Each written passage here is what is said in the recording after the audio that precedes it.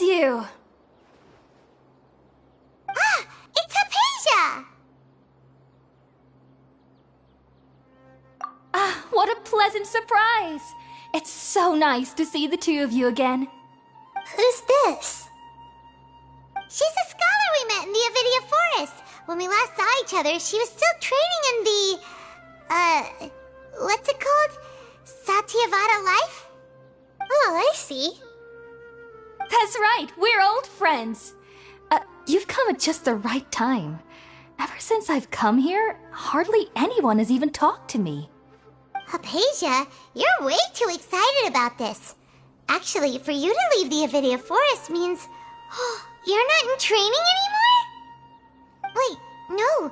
Did you already finish your training and reach Paripurna life? What do you think? My consciousness has already managed to make contact with the divine. You did it! Congratulations!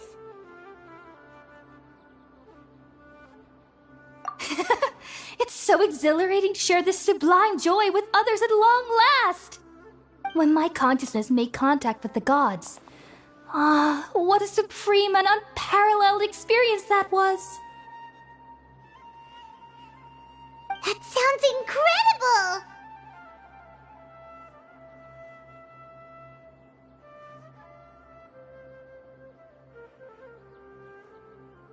Oh, all right. Actually, please wait. I haven't forgotten my promise to you. Remember? I promised to help you understand what you saw from Irminsul once I gained deeper insights. My current self has not only gained true insight, but I can even help you establish a direct connection to the consciousness of the divine. You can do that? I've never heard of anything like that, but if you want to give it a try, I'll do my best to protect your consciousness during the process. Hold on. I brought some spirit-born ale with me. This is still a crucial part of the ceremony. We're using that incense again? All right now. Hold my hand. I'll help you establish a pathway to connect your consciousness. Okay. Ready?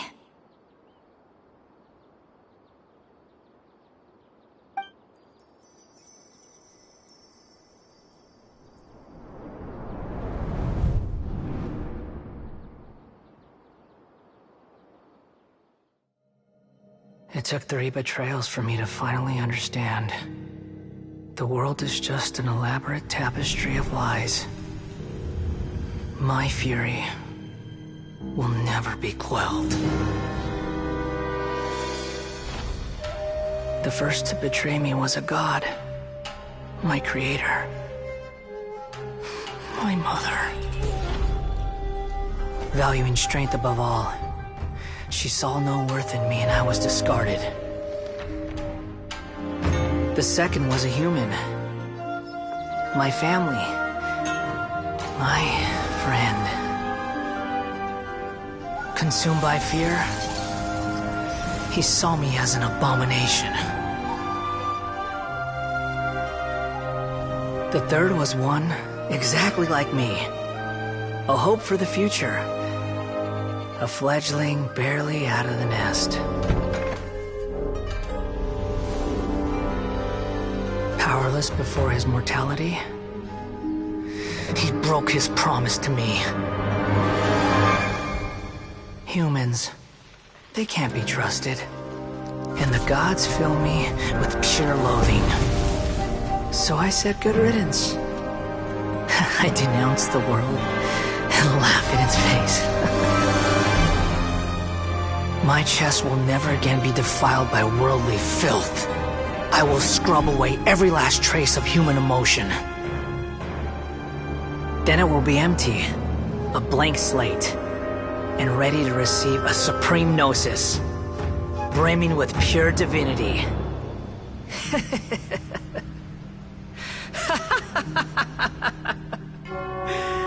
There is no need to fear. the pain will be brief. Your era is coming to an end.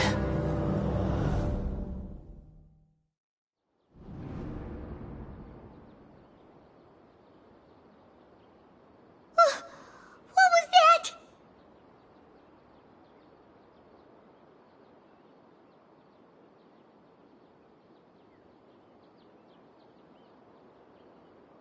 Did we actually just see the Balladier's memories? Everything matches what we know about him. But how is he connected to the divine consciousness that Hypatia was talking about? You saw it, right? You felt it, right? Such a majestic god! Such a noble will! Such sublime emotion! Alas, shame. If only that which beats within my chest wasn't a filthy mortal heart. Oh, great and merciful God! Please grant me forgiveness and salvation! Do you understand now? I'm afraid this is no Peripurna life, but rather... Ah! You... Why are you so mean to me? Why is everyone hiding from me? I found divine wisdom. Shouldn't I receive praise and honor? Haven't I uncovered that light in the darkness? Hypatia? That's how I always thought everything should be. Wait. Have I already lost my mind?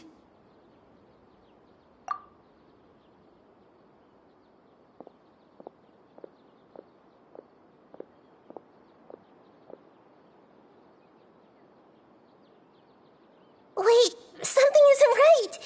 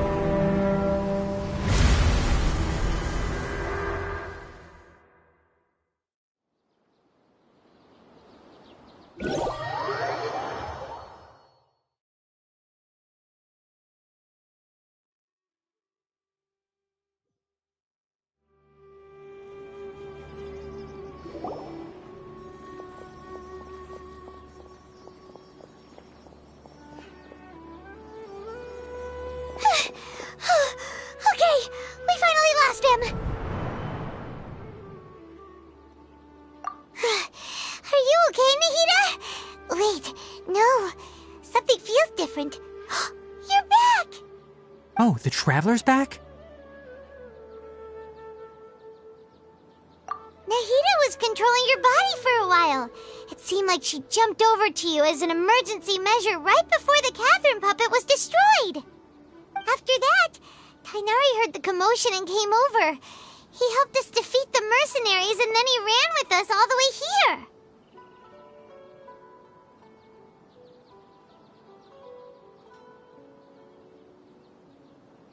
What? You swapped places? You mean your consciousness also went into Nahida's body? Wait, then where is Nahida's consciousness? Where is she now? I never imagined that an individual's consciousness could be transferred around like this. Had I not seen it with my own eyes, I would have never believed it. I don't think this can be achieved with current human technology. Also, while we were running, the consciousness in your body told me to pass on a message. She said, "The doctor has found a way to trap my consciousness, so I can't journey with you anymore. But even in a moonless night, a shower of starlight can still drown out illusions and lies." Oh no! Nahida's trapped in the sanctuary of Surasthana for good this time! Was that message all she left for us? It's pretty vague.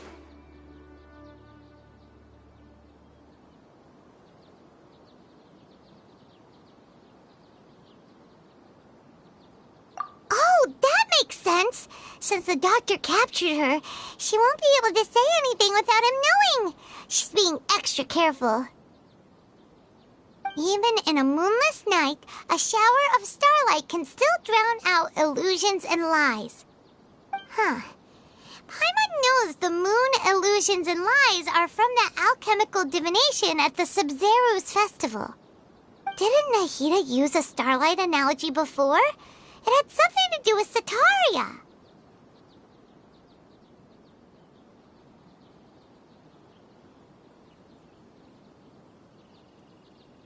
Oh, that makes a lot of sense.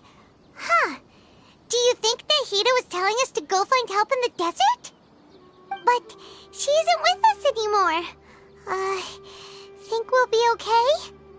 Paimon, you said Sanctuary of Surasthana. Does this mean that this Nahida you're talking about, the consciousness who is occupying the traveler's body, is the Dendro Archon? Your guess is correct, but the situation's a bit complicated, so it's really hard for us to explain right now. That's all right. A scholar's curiosity doesn't need to be appeased right away. As for the complicated nature of the situation, safe to say I have witnessed that for myself. I've spent some time with you, and it looks like the Dendro Archon's also on your side, so I trust you. Thank you, Tainari. Oh, actually, we came here to ask you a question. What do you know about the project that the sages have been working on? Ah, that.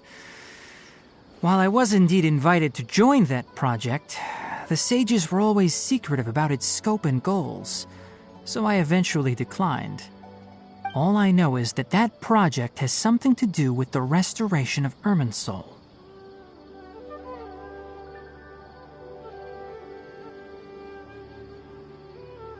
Huh? Did you see something when you were in Nahida's body? What? Do you have any evidence?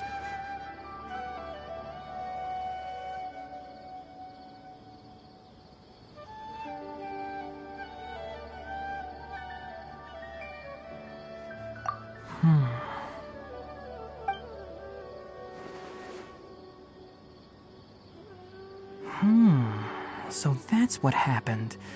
That explains why Hypatia's symptoms were different from those of the other scholars who went mad. It's because she made contact with the consciousness of a new god who is still in the process of being born. Tainari, did you leave the Avidia Forest because of Hypatia? I did. I noticed Hypatia's mental anomalies, but since her symptoms were rather atypical, I secretly took her to Pardis Dii and began searching for a way to return her to her normal self. If I didn't take action, Hypatia would have already been taken by the Matra to the desert, doomed to a life of exile at Aru village. Now that you mention it, I knew the Academia has never thought particularly highly of Lesser Lord Kusanali, but I still didn't expect them to do something as arrogant as creating a new god. Looks like I made the right decision by not accepting their invitation. The Doctor and the Balladeer. We have 2 Fatui Harbingers in Sumeru. Sounds like we're in for a bad time. From your description, I don't think they've completed their project. There may still be room for us to intervene. But then, what is the connection between creating a new god and restoring Irminsul? Yeah, feels like we're still nowhere close to figuring out the sage's goals.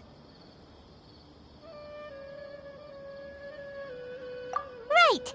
We've pretty much gone over everything we need to know, so we should head out. How about you, Tighnari? What are you going to do?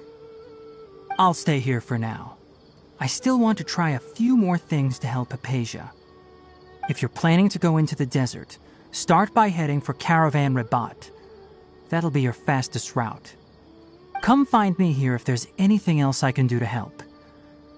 May the spirit of wisdom go with you. Thanks, Tighnari. Hopefully Hypatia will feel better soon. We're off then.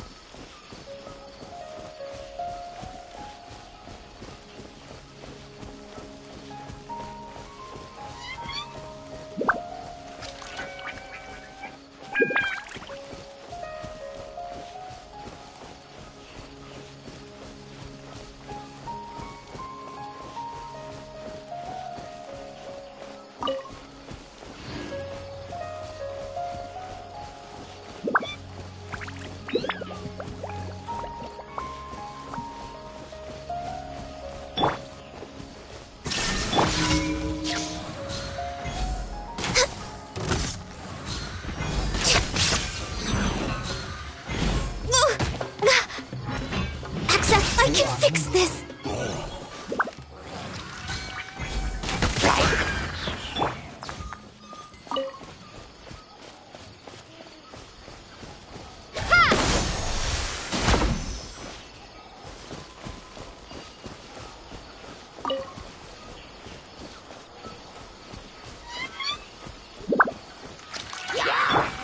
All hail! No touch! I must leave no stone unturned. There is no escape! Now you shall perish!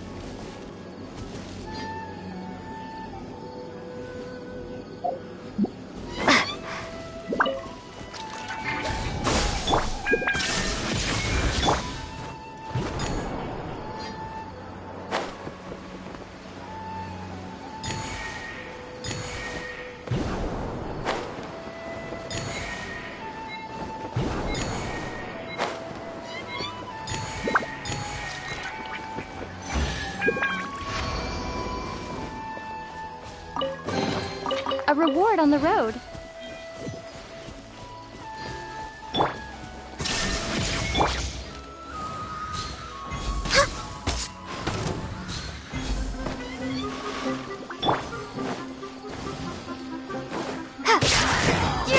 Scatter!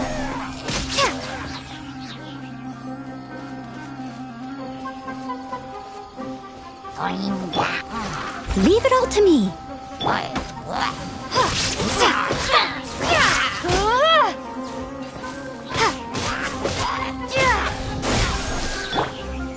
As a good knight should. Someone needs assistance. I missed a spot.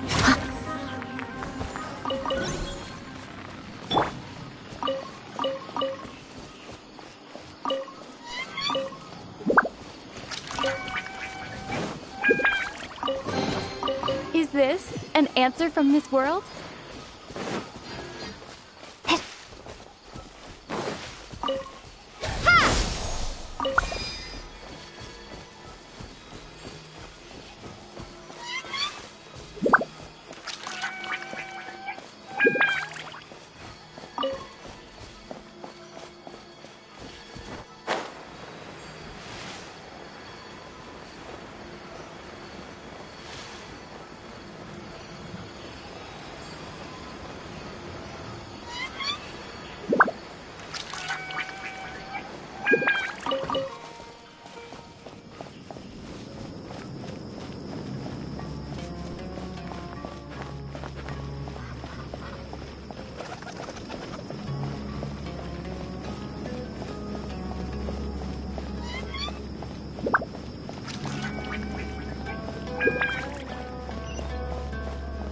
Because things are so, ergo they are such.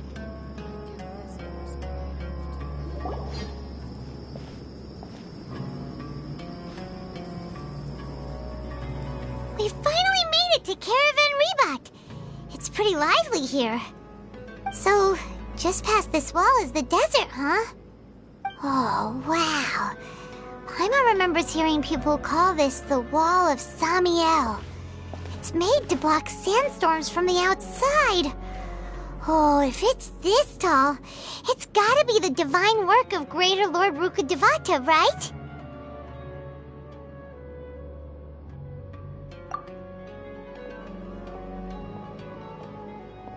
Enough gawking. Come on, follow me. Huh?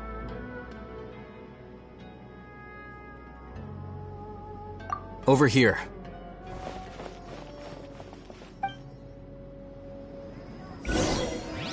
Ethan went that way! Let's hurry up and follow him. Wonder what he's up to.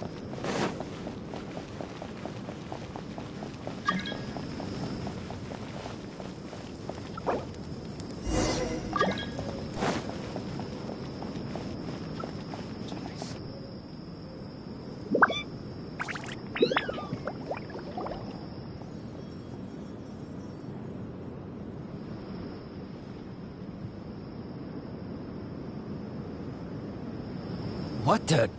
Where did she go? How did we lose them? They were just here a second ago. More Eremite mercenaries? Who are they working for this time? Anyway, Traveler, it seems like we were being followed again. You were too careless. You should have noticed those hopeless amateurs trailing you a long time ago.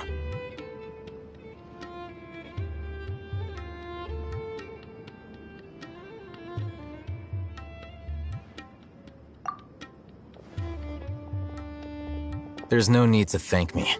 I've never cared to keep track of personal favors. All I did was correct a mistake I happened to come across. It's a habit I developed at the Academia. You really gave Paimon a scare, Alhaitham. We never thought we'd run into you here. Last time we met at Port Ormos, didn't you say you were going back to the Academia? Wait, don't tell Paimon that you're here to take us back on their orders. Oh, so you've already landed yourselves on the Academia's hit list. I can't say that I didn't expect it. However, had I wished to turn you over to the Academia, don't you think you'd already be the Eremites' honored guests by now? Oh, right. You do have a point.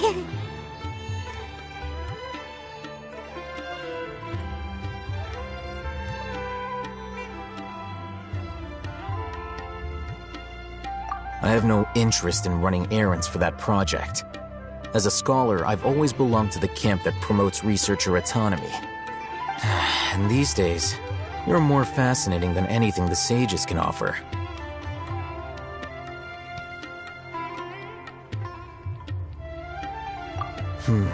Not quite. To tell you the truth, I'm still investigating the Divine Knowledge Capsule. Unfortunately, I've run into some difficulties. Everyone says the capsule originated in the desert and was eventually moved to Port Ormos. If I am to get to the bottom of this, I must understand how the capsule first came to be. Which brings me back to you and why you're so interesting. The leader of Ain al-Ahmar used the Divine Knowledge Capsule right in front of you, and upon seeing him, your expression became perplexed, and you were lost in thought for quite some time. To have that kind of reaction, I think you must have realized something. Are you interested at all in sharing what you've been hiding from me?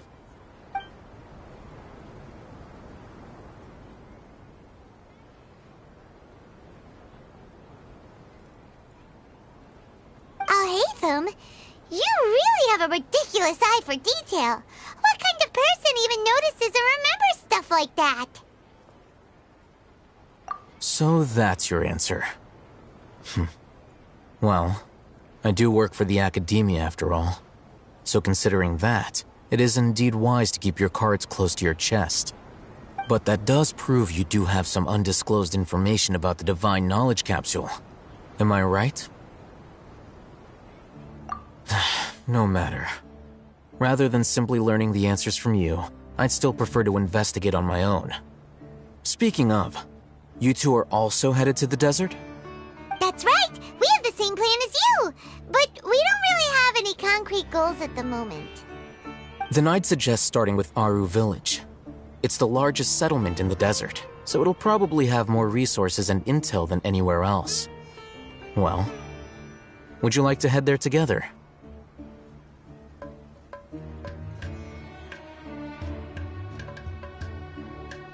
It's always better to travel with someone you know. Let's go!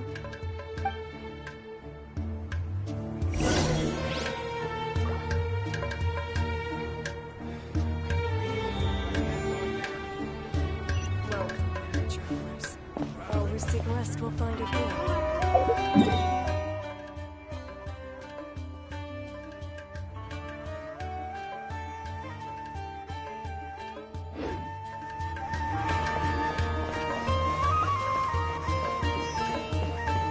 Come on, it's a rare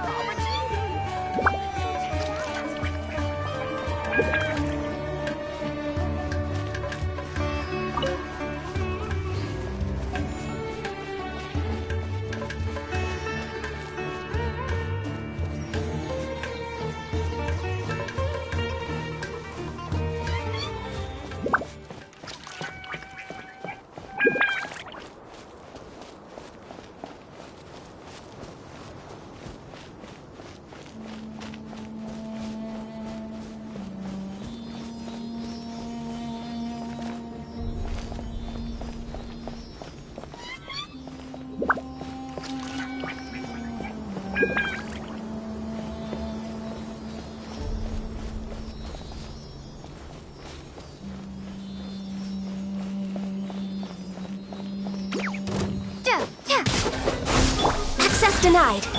Steady as...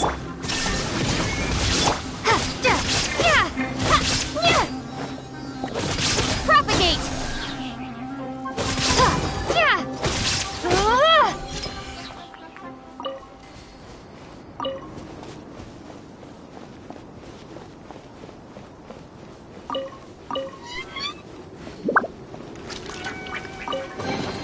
Is this an answer from this world?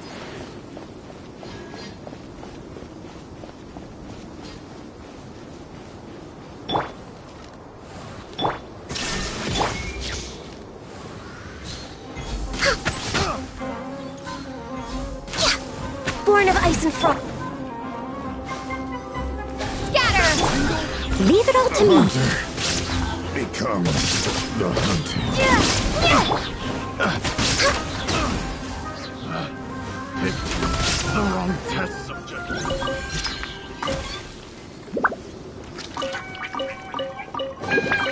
Beautiful treasure.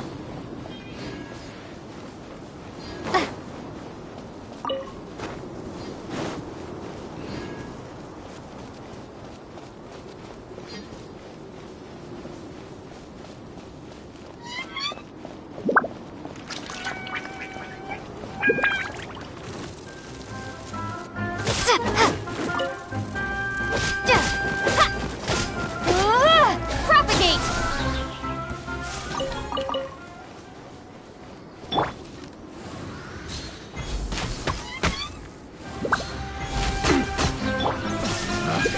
Picked the wrong test subject.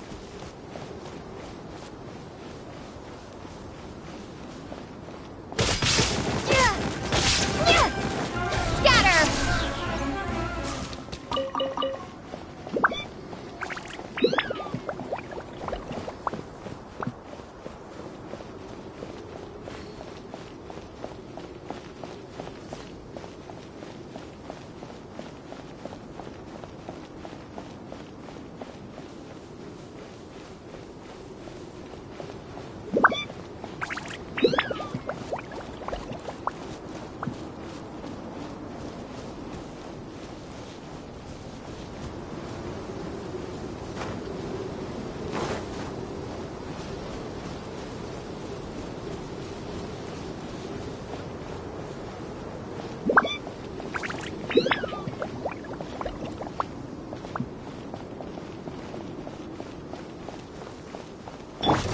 Illusion shattered.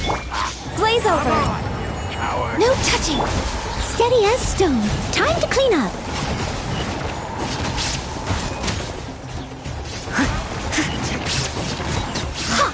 Someone needs assistance.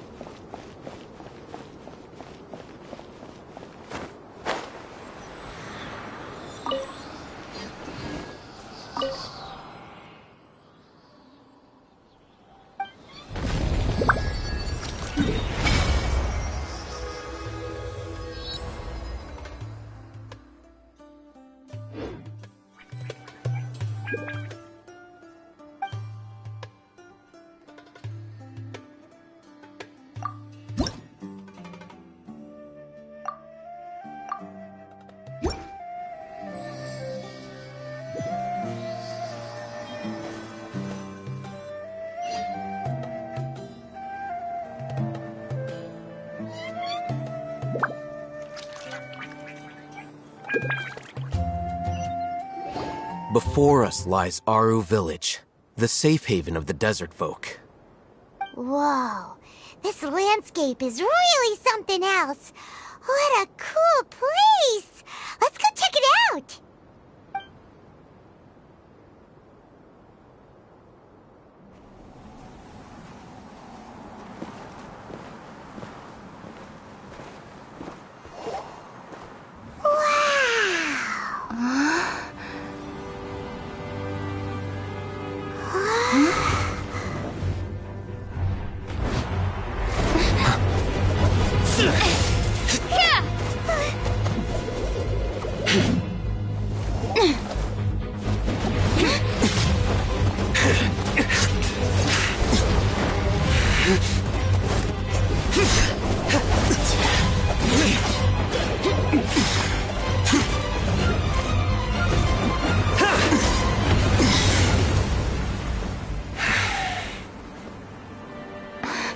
Sino.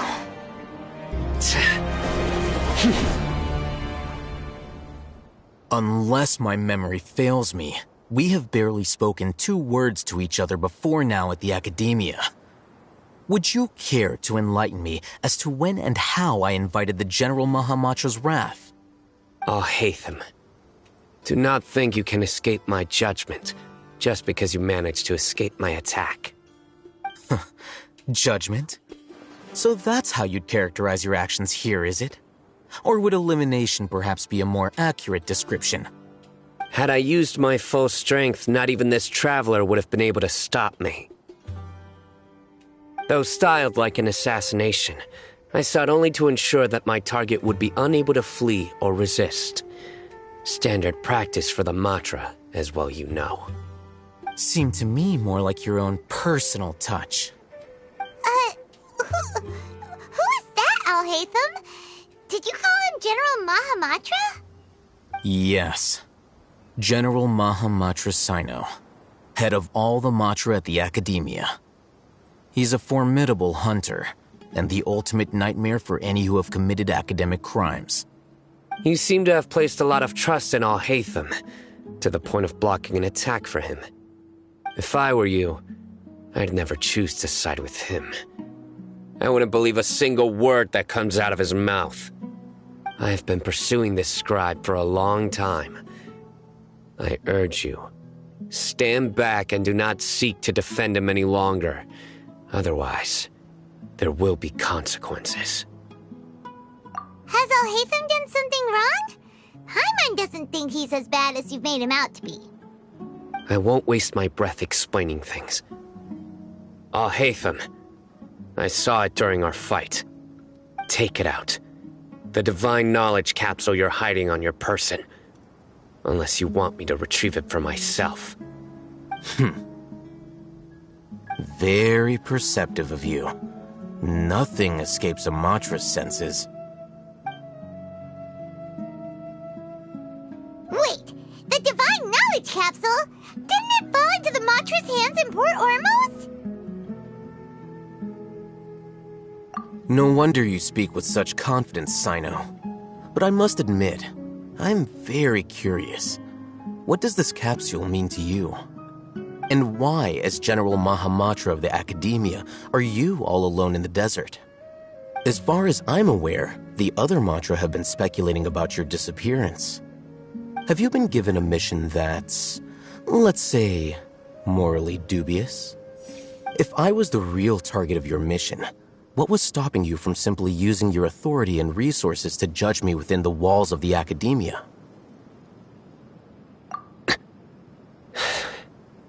I should have known you'd be difficult to deal with. You two? Ugh! What should we do, Traveler? Paimon feels like we can't trust either of them!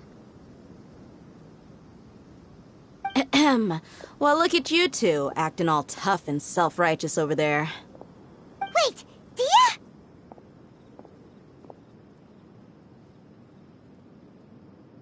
Great! Finally, someone that we can trust! You gotta help us out here, otherwise these two are gonna start fighting again! Yeah, sure looks that way. Two giants from the Academia duking it out once and for all. Not something you get to see every day, that's for sure. Listen, I know you academic types love to fill up your big brains with self-righteous morality and lord your empty rules and virtues over each other. But how dare you bring your petty disputes into the safe haven of Aru Village? It seems like someone's gonna have to beat some sense into your thick skulls until you finally learn to respect these grounds.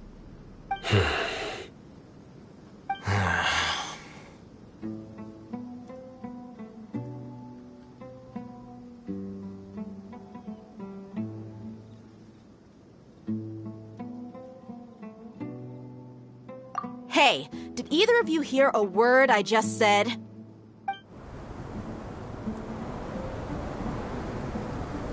Ooh, what's going on? The wind's so strong! Is this a sandstorm? Paimon's gonna get blown away!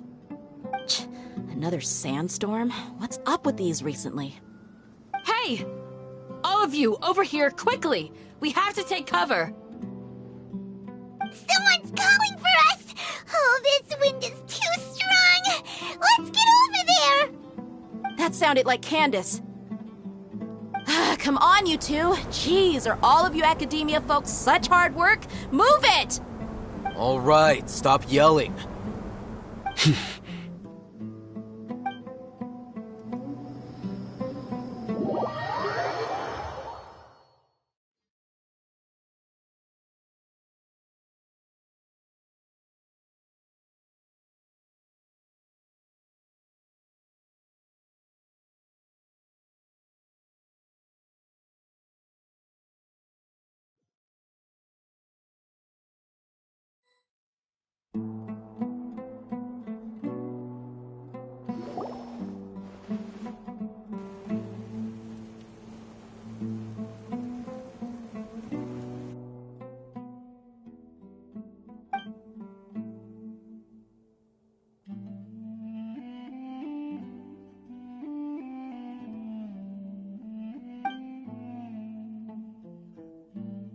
Well, this is pretty awkward.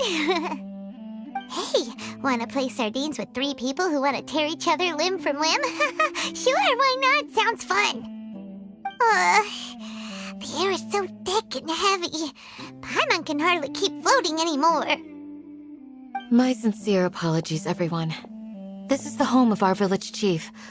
I will have to ask you to make do with this small room until the sandstorm dies down.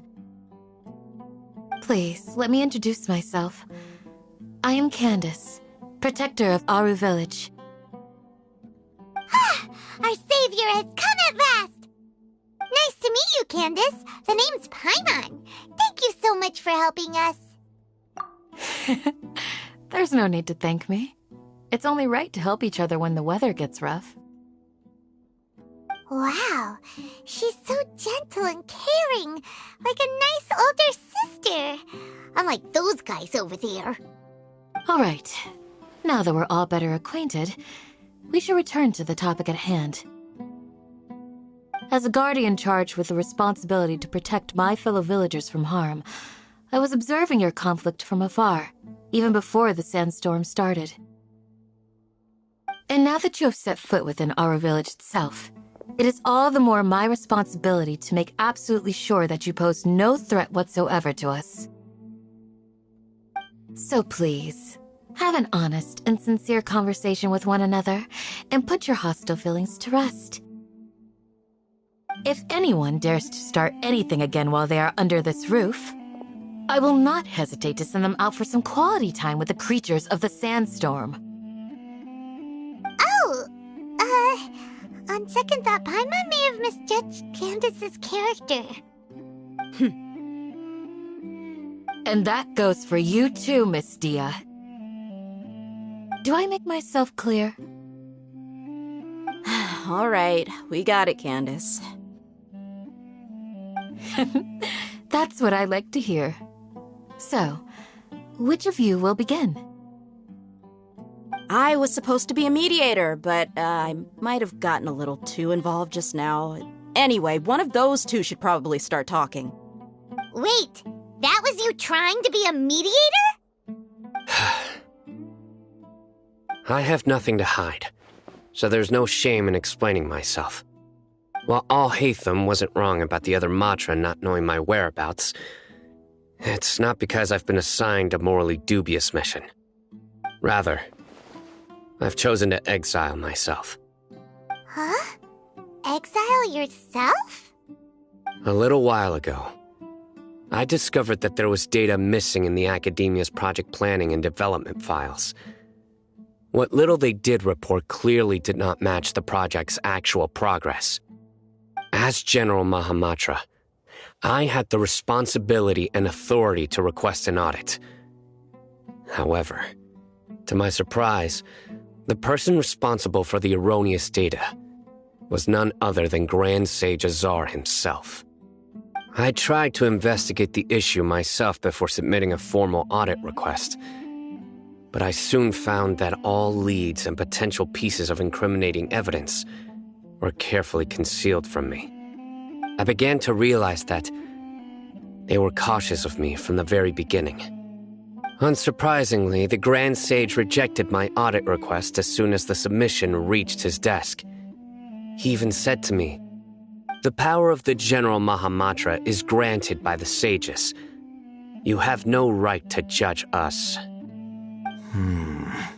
So they really are up to no good. I realized then that to the Grand Sage, the Matra are nothing more than tools for the sages to assert and maintain their control over knowledge. The vows that we took, the principles that we strive to uphold, they are meaningless to the academia of today. I believed it would be wise to flee the academia before the sages had a chance to take action against me. This way, they can no longer see nor predict my actions. I will never give up on this investigation. There's no need for someone else to give me power or authority.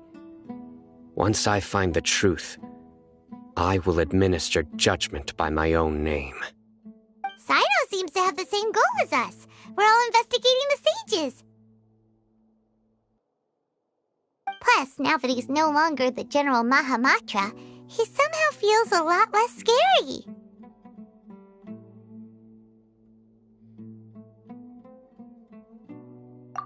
Well, Sino, if that's your story, then why did you see Alhaitham as a target? When I was investigating the matter in the academia, I overheard a conversation between Alhaitham and a sage. The sages asked you to investigate a blonde-haired traveler. Do you dispute this, Alhaitham? What? Like many parts of the project, this assignment was undocumented. Now throw in your suspicious behavior with the Divine Knowledge Capsule, and I think we deserve an explanation. Yes. I was indeed tasked with investigating the traveler. Alhaitham! After all, the promised reward was so great that hardly any scholar could have refused. The sage told me, once you've completed this assignment, I can give you a glimpse of divine knowledge. A most enticing offer. Unfortunately, those academics don't know me at all. Their words contained one key piece of information, namely that divine knowledge indeed exists. That gave me all I needed to know. From my perspective, the sages are far from trustworthy. Think about it. Isn't it a little strange they're so willing to share divine knowledge with anyone, even as a reward? So, I began my own investigation following the lead of the Divine Knowledge Capsule. In the end, I realized my wisdom in committing to this rather than collaborating with the sages. Had I been less guarded, I probably would have ended up like that Ain al-Ahmar mercenary, incapable of remaining sane for long enough to hold a conversation. You mean that the sages originally planned to dispose of you, using one of those capsules that drive people insane?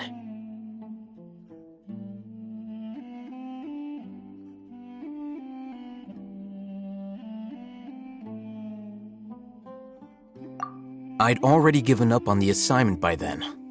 I only told the academia I was waiting in Port Ormos for you to appear so they wouldn't suspect anything.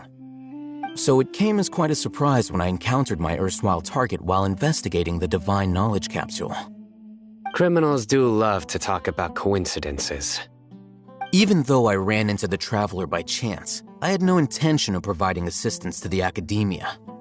Also, you should remember, you were the ones who decided to follow me and strike up a conversation after I left that tavern.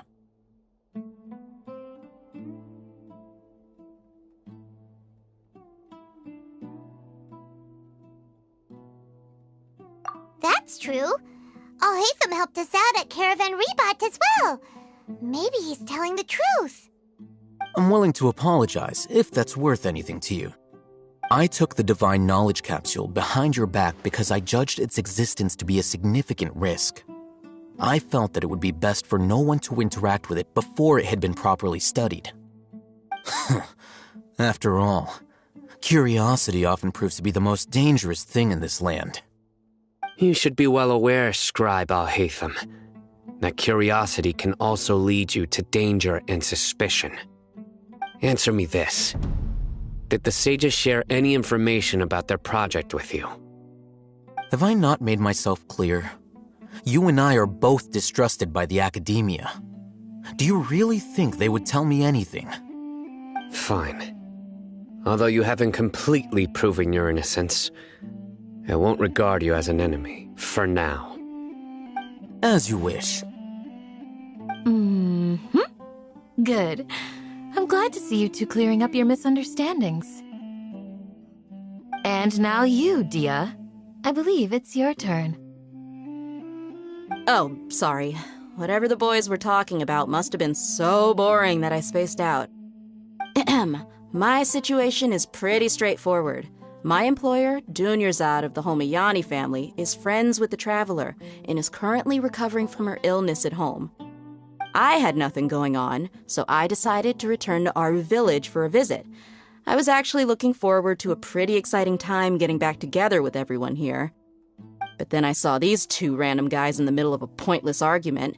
It ticked me off, and things went downhill from there. Is that all? Well, I will admit that definitely sounds like your style. In that case, welcome back, Dia. That's more like it. I missed you all so much, Candace.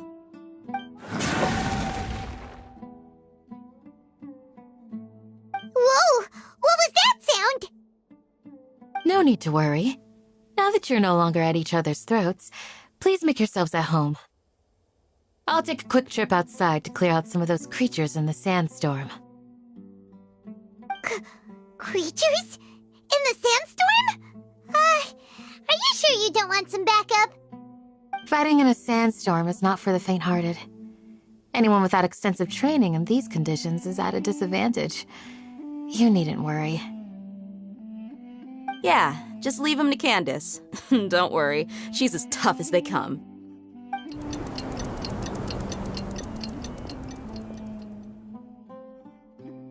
The wind's died down. That means the sandstorm's over, right? Candace still isn't back yet, though. Is she alright? Maybe we should go out and check on her.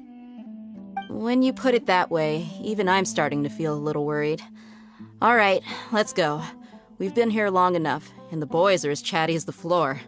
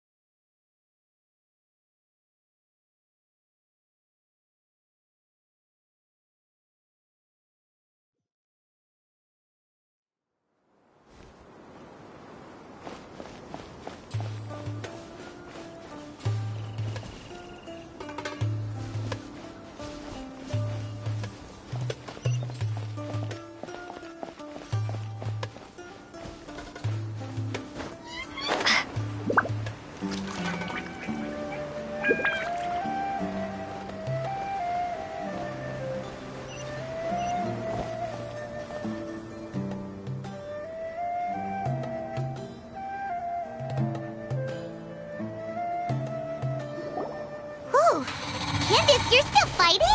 You've been out here dealing with these creatures the entire time? Yes. They just keep coming in waves. I've lost count of how many I've defeated.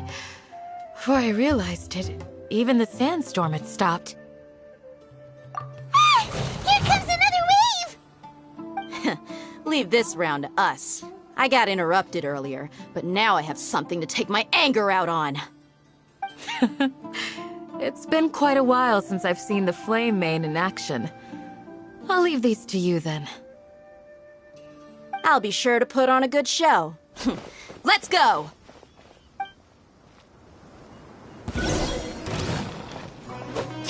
Shine down! Torn to oblivion!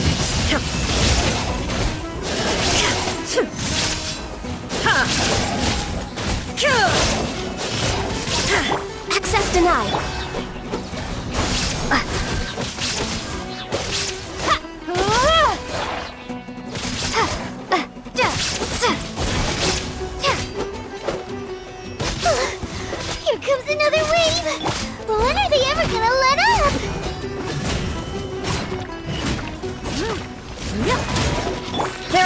escape!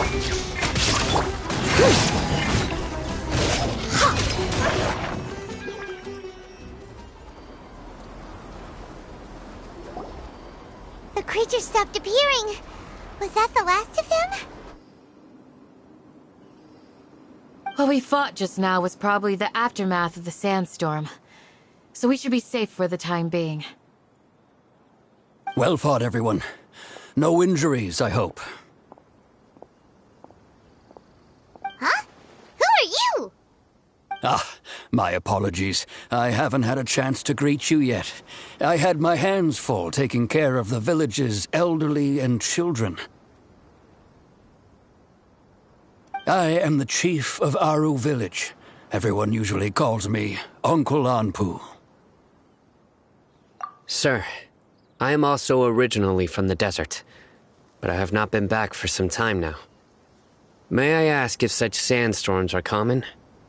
I can't say they've always been common, but recently the storms have become increasingly severe and frequent. Besides sandstorms, we also occasionally get earthquakes. According to an investigator who stayed in the village a while ago, these unusual natural phenomena are related to the withering of Irminsul. Another effect of Irminsul's withering. So, Irminsul's withering causes withering zones in the forest, and sandstorms and earthquakes here in the desert? Everything in the natural world is inextricably connected to Irminsul. These regional symptoms can indeed be a reflection of Irminsul's present state. Everyone in Aru village needs to take good care of themselves. Speaking of which, why haven't I seen a single village keeper since I got here? Village keeper? Who are they? Village guards like Candace? Does your curiosity know no bounds? Village Keeper is how Aru village refers to mad scholars exiled here by the academia. Most of them are scholars who lost their sanity after a period of training in the Avidia forest. The academia believes that their crazed mutterings may have a negative effect on the psyches of other scholars. So, they're forcibly exiled to the desert. Though if you ask me, it's all a boatload of nonsense. Alas, that's exactly what we've been trying to investigate. One by one, the village keepers have been mysteriously disappearing without a trace. But no one in the village has ever seen them leave. If you're planning to stay around the village for the next few days, I'd appreciate it if you could keep an eye out for them. I've had encounters with those people in the past. I'll see what I can do to help. The Matra are the ones responsible for their exile. Now that you're no longer with them, are you trying to alleviate your guilt and atone for your past sins?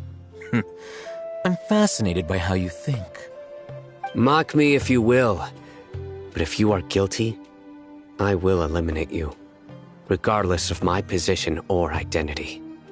Oh, you're the former General Mahamatra. You must be an expert in these kinds of investigations. Thank you for your help. Is it because you're reminded of Hypatia?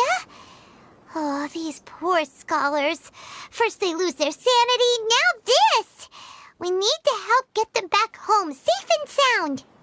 But, is it really a good idea to tag along with Sino? You seem like you really don't trust him.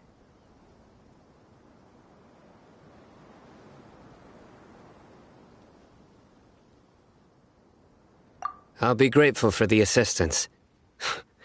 No doubt you will do a better job than some of my former subordinates. Let's start by finding a spot to share what we know so far.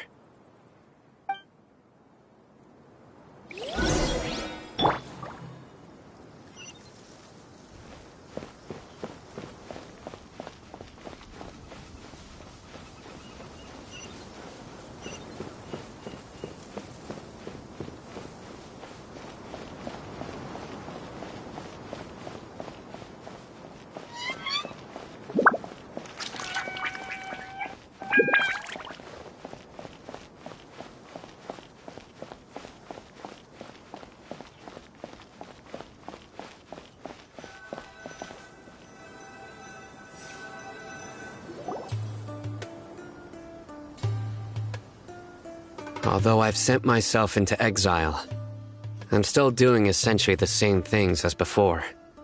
Do you still have any questions for me before we start our investigation? One of my former subordinates told me that this title has its origins in a strange incident. The Academia has long exiled mad scholars to Aru Village. A mysterious phenomenon exists here. When mad scholars first arrive, they are as incoherent and deranged as before. But after spending some time here, they invariably begin to calm down. Initially, the people of Aru Village greatly resented having to take in the mad scholars. But a strange incident one night changed that. Aru Village was struck by the strongest earthquake in living memory. Seeing buildings on the verge of collapse all around him, the then chief of the village was preparing to take everyone to safety. Suddenly, he noticed a mad scholar crouching in a corner, caressing the ground with his hands. A soft, green light radiated from him, like a divine glow against the backdrop of night. Despite the powerful tremors that ripped through the ground that night, all the houses remained upright, almost as if they had grown roots reaching deep into the ground. In the end, not a single building collapsed, and no one was hurt. After that, the people of Aru Village treated the mad scholars with greater kindness, and began to refer to them as the village keepers. A soft green light? A mad scholar protecting Aru Village? What do you make of it, Traveler? Paimon thinks so too.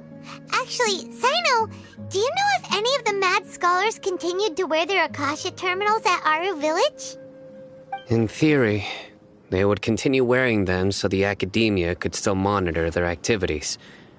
With that said, the main Akasha system would no longer have any interaction with them. Oh, no wonder! Everything makes sense then! Add in the fact that they calmed down, it was probably Nahida who calmed them. If you are able to draw a conclusion from this one story alone, then it appears you possess much more information than I do. So, what do you make of the story?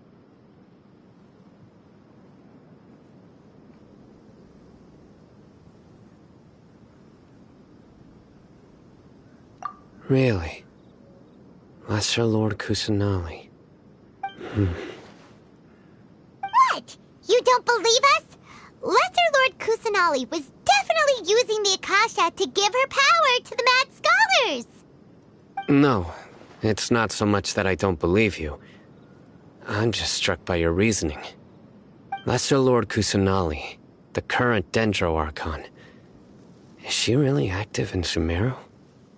The Academia has always placed far greater importance on the late Greater Lord Rukkhadevata. They've more or less ignored Lesser Lord Kusanali, and I've never had any reason to doubt their views. In addition, I've never heard any stories about Lesser Lord Kusanali and her deeds. To me, she might as well have been a god that never existed. No way! Nahida definitely exists! She's a... how should Paimon put it? She's a good Archon who's kind and wise, even if she says weird stuff sometimes.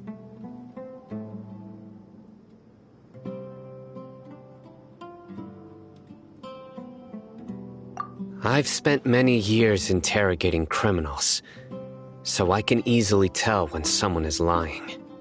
Good! Then you should know that we're telling the truth! That look in your eyes. I've never seen that from a liar. You two really must have met Lesser Lord Kusanali. How can this be? To think, our Archon has been amongst us this entire time.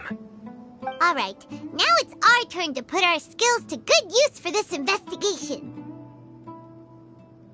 But easier said than done, especially since we don't have any leads. Maybe we can start by knocking on some doors. Excuse me, are you here to help me find my grandpa? Huh? Who are you? By the sounds of it, a resident of this village.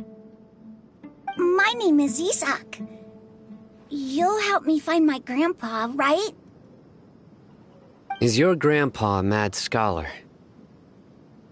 Hey, don't say that. Grandpa is just Grandpa. Why do you have to call him that? It's not like he's a bad person or anything. The person you're referring to is not a local, yet you are. Why do you call him Grandpa? Grandpa is just Grandpa. He's my family. I heard everything you said to the village chief. Please, you gotta take me with you. I want to find my grandpa. I swear I'll help. I won't be a nuisance. Ah, so you're the one who was eavesdropping on us around the village chief's house. I was planning to go out and take care of whoever it was, but I had a vague feeling that they didn't harbor any ill intent. Whoa. Hatham wasn't kidding about Matra having sharp senses. Sino, he's just a kid. All he wants is to find his grandpa. Let's find a way to help him. Sorry, I was only listening in because I wanted to know where Grandpa went. Honest. If you don't believe me, you can ask Miss Candace. All right.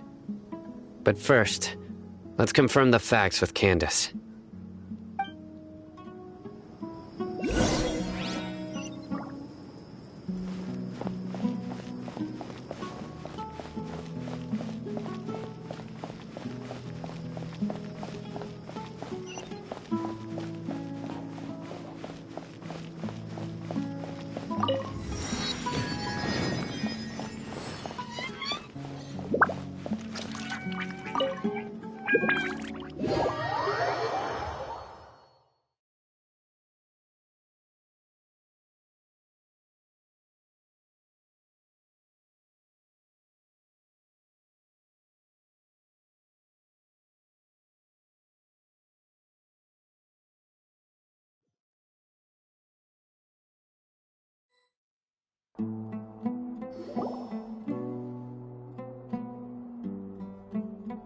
Sino is super vigilant.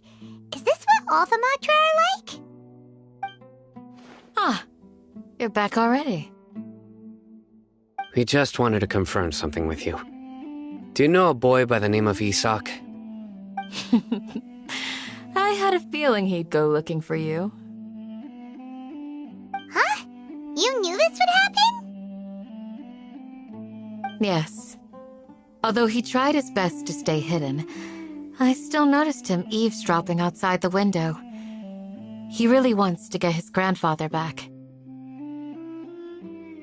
Isak's parents were both Aramite mercenaries who rarely returned to the village after finding employment in the city. He was raised by his grandfather. Unfortunately, it was only a few years before his grandpa passed away. Isak was still very young at the time, so various families in the village took turns caring for him so he could survive. Later, an elderly mad scholar arrived at the village. Isak thought the scholar bore a striking resemblance to his grandfather, and thus often spied on the man.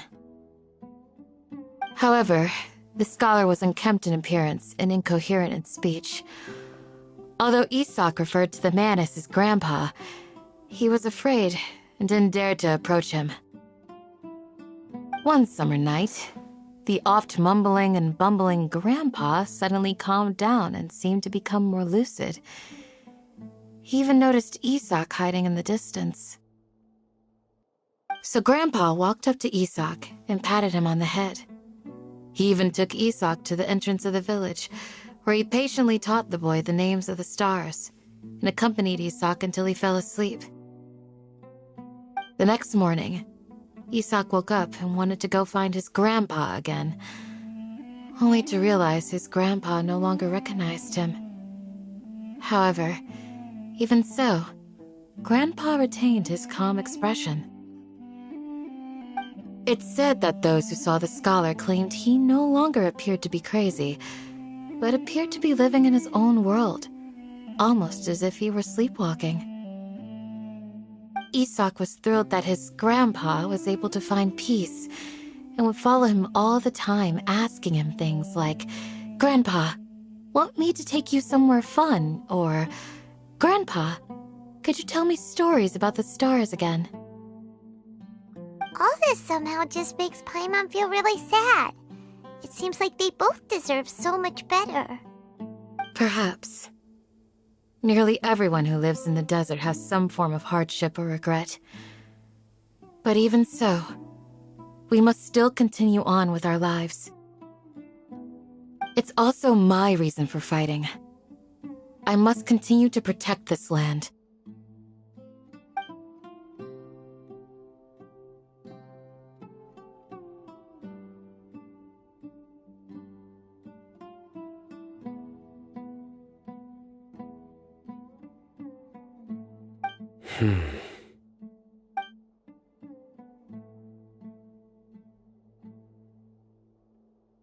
Maybe the people have always had a considerate god watching over them. Huh? What did you say, Sino? No, nothing. As long as Isak keeps his word and doesn't get in our way, we can take him along. Perhaps you are more compassionate than I gave you credit for. Please accept my thanks on Isak's behalf, Sino.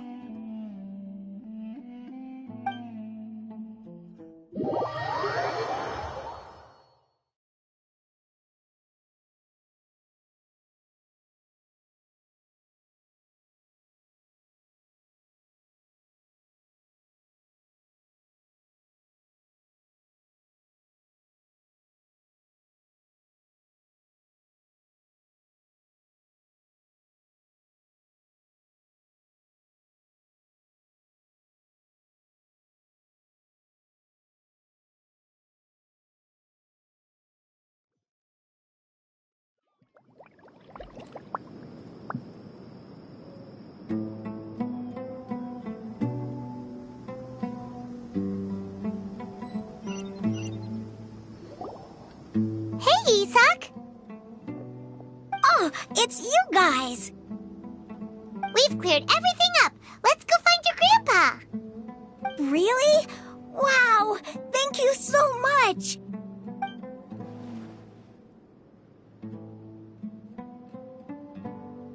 Yeah! Alright.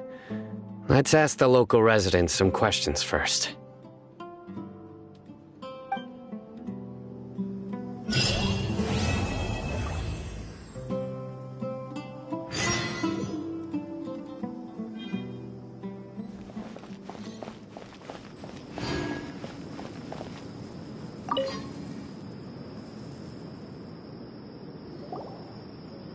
Excuse me, did you happen to see where the missing scholars went?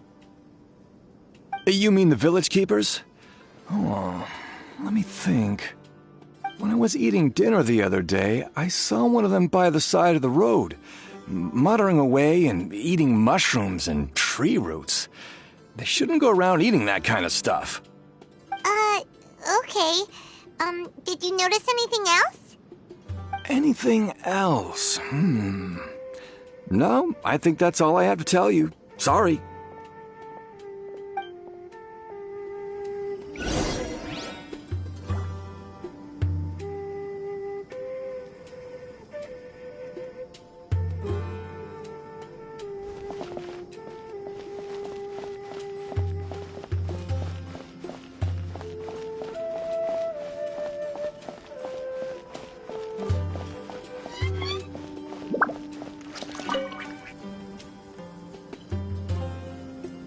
The scholars that have gone missing. Have you seen them? Those eyes. Those fierce eyes. You look like a real fighter. Don't change the subject. Right. You were asking about the the mad scholars. I think it's been a few days since I last saw them. I usually go to bed pretty early, so I'm not too familiar with what goes on at night. But honestly, I feel quite sympathetic towards them. Even though they act a little strange, they've helped me in the past. If it weren't for them, my house would have collapsed long ago. Do you also think Grandpa and the others are good people? Grandpa? Oh, hello there. It's little Isak. You mean that nice man who looks like your grandpa's long-lost twin, right? He was actually the one who protected my house. I saw it with my own eyes. He happened to be staying near my house that day and was doing something with his hands on the ground. It still feels pretty surreal now that I think back on it. Did someone teach them how to do that? Well, whatever the case, I'll always be thankful to him and whoever taught him to look out for others. I'm pretty sure that if I ever went mad, I wouldn't be able to do anything like that. Gotcha. Thank you.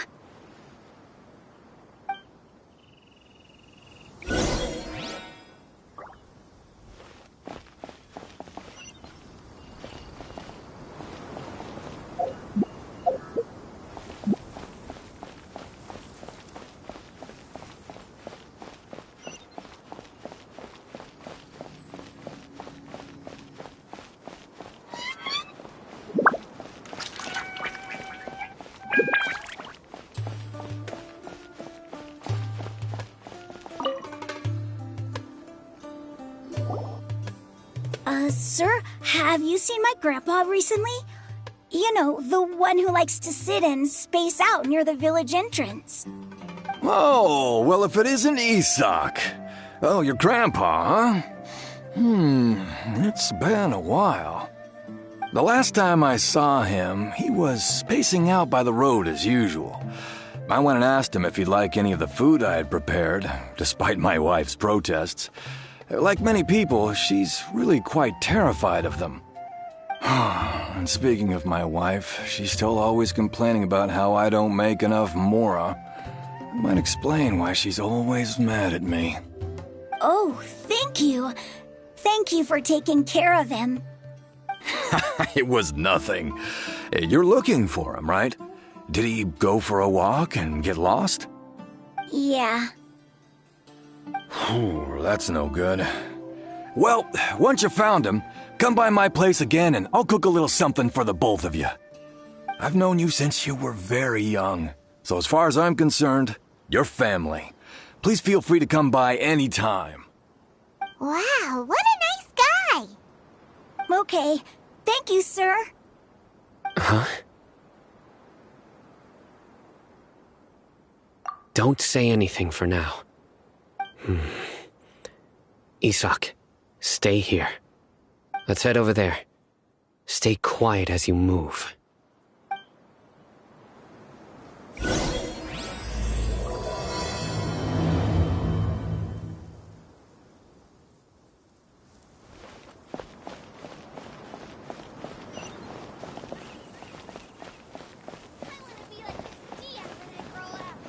I hope I can be as cool as Candace one day.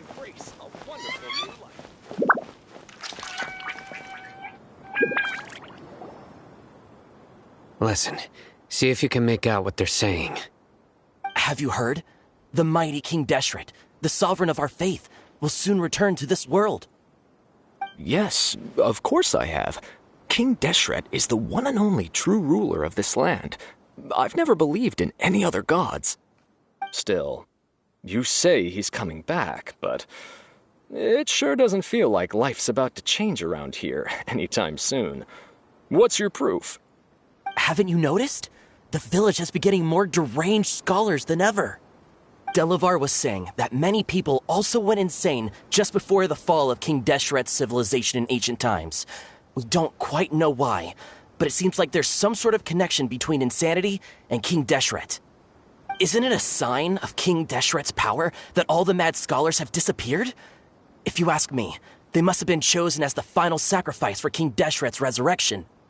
Huh. Now that you say it, that does make some sense. Does this mean our lives are finally going to take a turn for the better? Exactly. Those city folks will get what's coming to them. Now, repeat everything you've just said from the very beginning. Huh? Who are you? Where did you come from? My patience is running thin. You heard what I asked.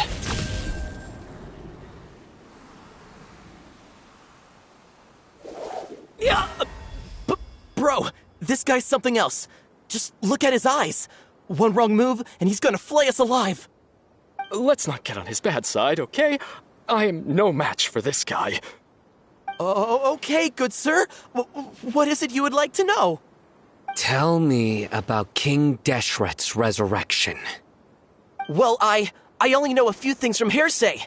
I went for a drink the other day and heard others talking about a rumor that the madmen will disappear and that King Deshret will return to this land. I'm not making this up, I swear! Hey, go on. Keep talking. It's true. It's all true, sir. We desert folk have had more than enough of those people at the academia. They keep sending us all their mad scholars and won't let us have a good life. Would you want to live like this if you were in our place? The radicals were even more thrilled than me when they heard the news. We're all praying for King Deshret's speedy return. Delavar also said that once King Deshret returns to our side, it's only a matter of time before we conquer the land on the other side of the wall. They're all willing to serve under King Deshret and fight for a share of the glory. Is that so? Seems like he still wants to know more. Keep talking. Got it. At first, I told myself it was just the drink talking, but then all the mad scholars vanished without a trace, just as the rumors said. Please don't beat me up just for mentioning these rumors. If I'm guilty, then everyone else around here is also guilty. I'm just saying what the others said. The people here really like King Deshret, but dislike the Dendro Archon. Where is this radical person you talked about? I haven't run into him over the past few days, so he probably hasn't been around the village. What about you, man? Have you seen him at all? No, not at all. We wouldn't dare lie to you. He's really not here right now. Sounds like you're not too close with the radicals. No, of course not. All we know are their names. I have many ways to stop you from talking. And many others to stop you from sending warning messages. So you'd best just stay home and hope I don't hear of you trying to contact anybody.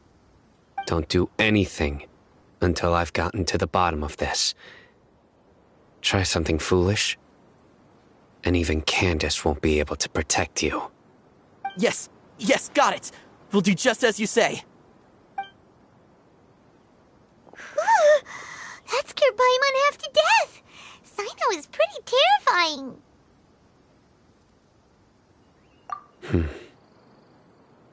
He didn't try to reassure us at all.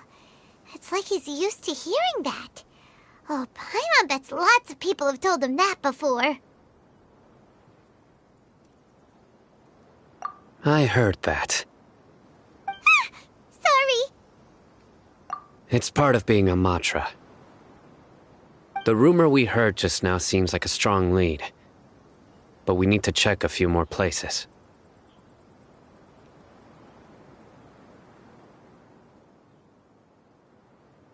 Very well.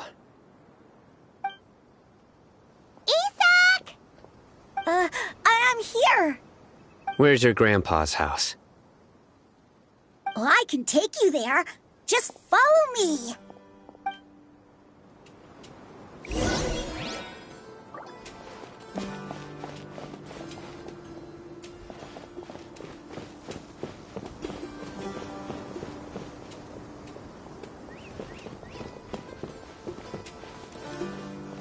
Grandpa? Oh, he likes to be alone.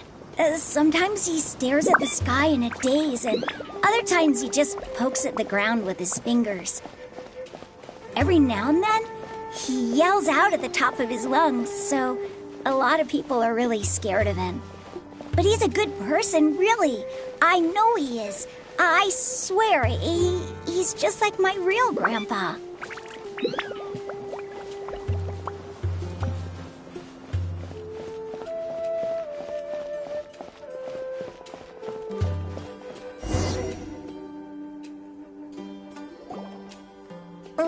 is where Grandpa usually stays. There sure isn't much here.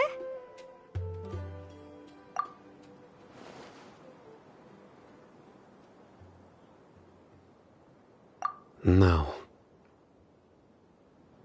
Incense? Please don't say it's the same one as before. But are you okay? Are you getting dizzy or need to lie down? There's a scent that you can sense, but I can't. A certain traveler here once passed out from that smell. Thankfully, Tainari saved the day. And then he gave us a long lecture to explain all about how it worked. So, you know Tainari. Huh? You know him too? Are you two friends? Yes. Now that I concentrate, I can also make out the scent of incense. Wait, surely Tainari didn't lecture you too. No, no need. Did you first encounter this scent at Tainari's house? In the forest. From a scholar.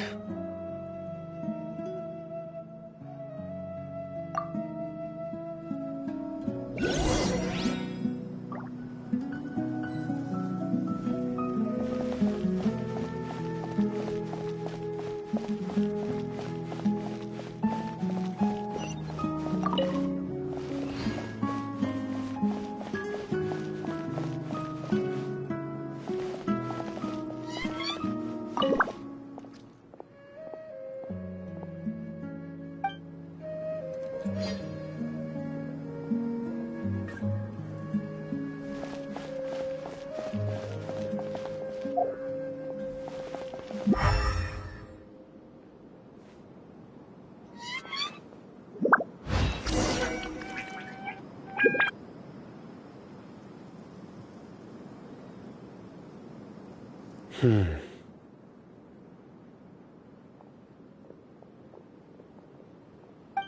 are you looking for, Sino? Here it is. Take a look right here.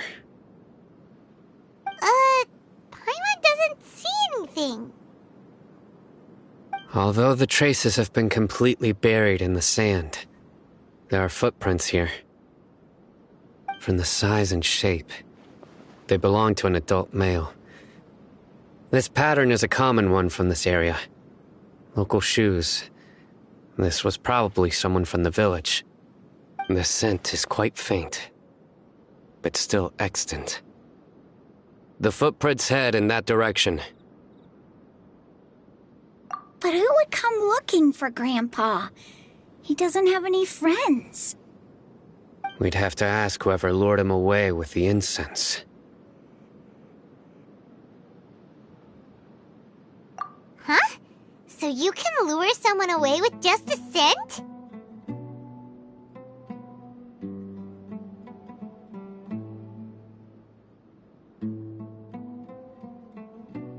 Hey! What's wrong with liking good food? Everyone's got something they love in life. Exactly. Most scholars are fond of incense, since the smell supposedly helps them clear their minds and discover new knowledge. Even deep within the clutches of madness, they still yearn for their knowledge-seeking days, and will follow the scent whenever it presents itself. No, Grandpa. So, someone's taking advantage of their weakness? Huh. Still, why would anyone want to abduct all the scholars? Are the rumors really true? Could the disappearance of all the mad scholars have something to do with the radicals? It's highly likely. Please, you have to save my Grandpa. Grandpa's never done anything wrong. Please help him. Sounds like we'd better help get him back. Don't you worry, Isak. We won't let whoever took him get away with it. Let's head to Aru Village and inform Candace and the others about what we learned here. After that, we'll set off to find the scholars.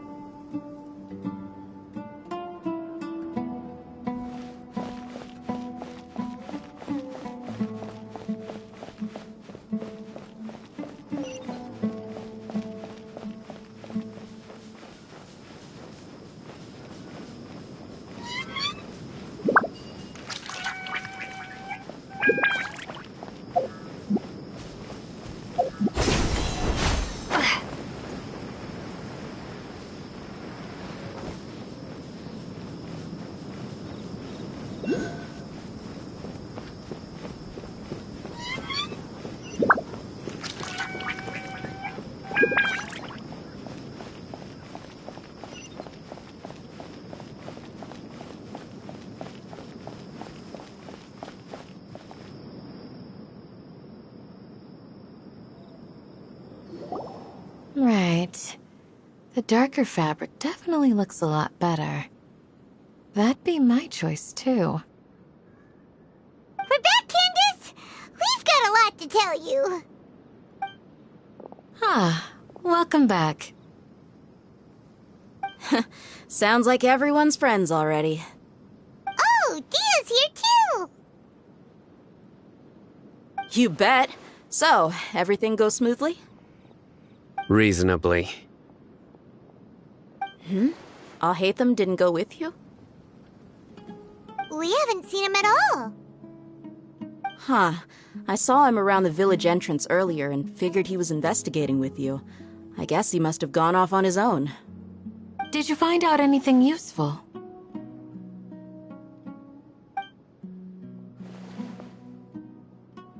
I see. So someone used a kind of incense to lead the exiled scholars away from the village.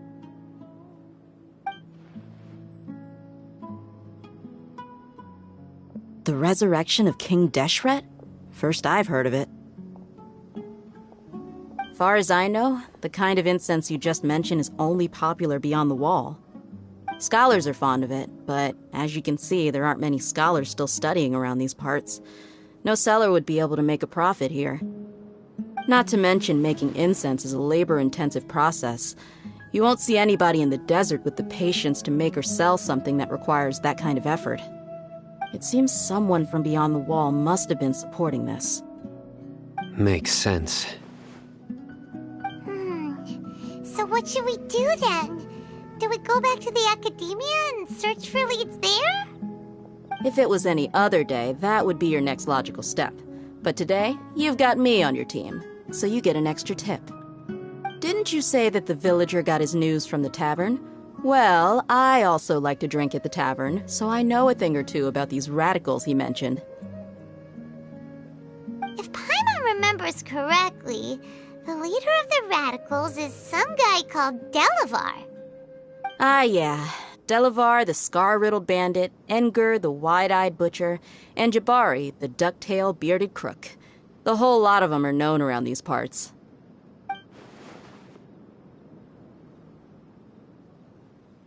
These guys have one thing in common, and that's being broke. The rougher life gets, the more they want to believe in King Deshret.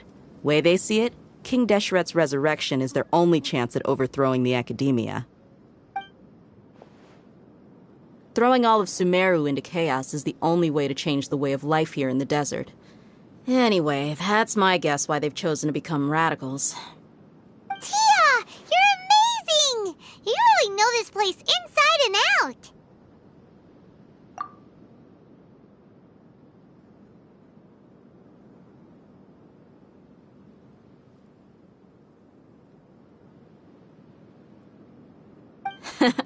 No merc can afford to slack off on gathering intelligence. Every mora I've spent in the tavern has been a valuable investment. Let's head out. Now hold on, you're staying right here, Sino. Why?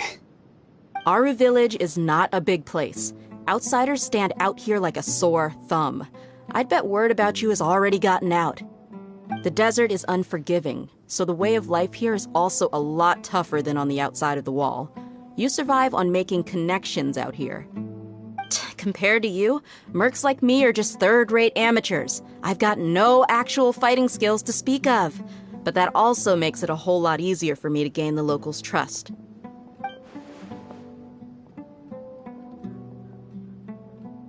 I need to go around and ask some questions, but it'll be difficult if you're with me. Fine. Good. Then we've got a plan. The Traveler and Paimon will go to Caravan Rebot with me, and we'll try our best to figure out where the mad scholars have been taken. Sino, you'll have to stay in the village and continue investigating on your own. Alright, sounds like a plan!